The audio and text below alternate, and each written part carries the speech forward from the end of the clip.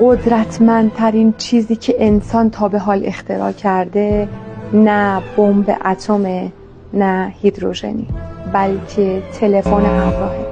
تلفن همراه نیرویی که نباید دست کمش گرفت.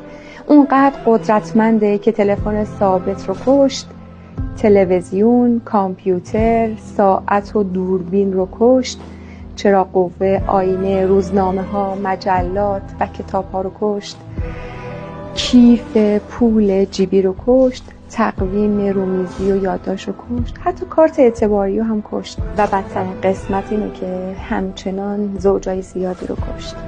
بسیاری از خانواده ها، دوستی ها، صمیمیت ها رو کشت. دانش آموزا رو کشت و از مسیر موفقیتشون دور کرد و اونا رو مثل پر در مسیر باد قرار داد. کم کم متوجه میشیم که چشممون رو کشته، ستون فقراتمون رو شکسته، ذهن و فرهنگ ما رو کشته. اون در راه از بین بردن نسل بعدی ماست. اگر که مراقب خودمون نباشیم جونمون رو میکشه، دلهامون رو سخت و سنگین میکنه و کاری میکنه که نسل‌های آینده پشیمون بشن، در حالی که پشیمونی سودی نداره.